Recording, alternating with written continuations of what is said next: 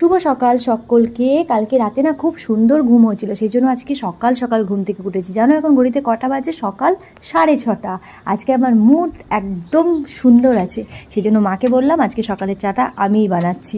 বিছানাপত্র পরিষ্কার করে চলে এসেছিলাম রান্নাঘরে। আর রান্নাঘর দিয়ে না বাইরের পরিবেশটা ভীষণ সুন্দর, আসলে মাঠটা দেখা যায়, বেশ ভালো লাগে।